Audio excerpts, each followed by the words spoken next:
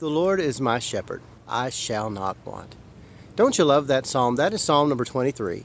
It's called the Shepherd's Psalm. And if you were raised in church like I was, chances are you were told to memorize that chapter when you were in children's church. It's only 6 verses. It's poetic, so it's got nice cadence to it. It's easy to remember, and it's pretty. He makes me lie down in green pastures. He leads me beside still waters. He restores my soul. It's very pretty. But did you notice that most of us, when you quote that, at least I do, I get to a point in there where I want to speed up. And that's the part where it says, yea, though I walk through the valley of the shadow of death, I will fear no evil, for you are with me.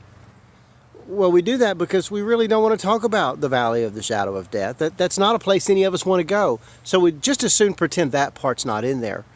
The problem is it is in there. And it doesn't say there may be a valley of the shadow of death, but you're not going to have to walk through it.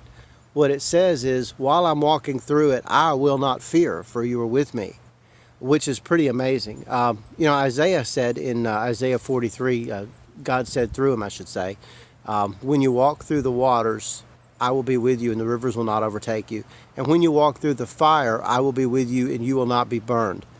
There's an example of that in Scripture. Shadrach, Meshach, and Abednego, the 3 Hebrew boys, had an opportunity to bear that out. They were thrown into a furnace that had been heated up to 7 times its normal temperature. And you might ask, why were they thrown in there? Why didn't God just deliver them from it? Why didn't he kill the king? He could have done all of that. Well, I don't know, other than that a whole nation was changed because of what these boys did. But they stood fearlessly before the king and said, if you throw us in the fire, God is able to deliver us. And if you don't throw us in the fire, we won't bow. So he threw them in the fire. And he went and looked over at the furnace, and he saw not 3 men, but 4 walking around in the fire.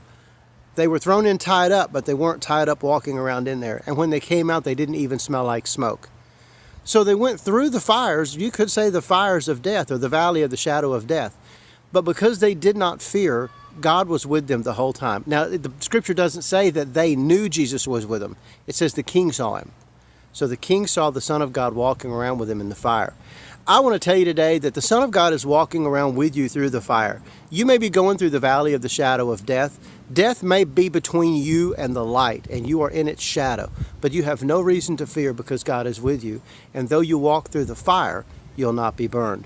And though you may feel like you are almost completely under the water, God promised in Isaiah that the water will not overtake you. And I don't know why we go through those things, and gosh, I only have 3 minutes, so we don't have time to do a long research study on why we go through hard times. We live in a fallen world, for starters, and we have an enemy that wants to keep us down, and sometimes we really make bad decisions.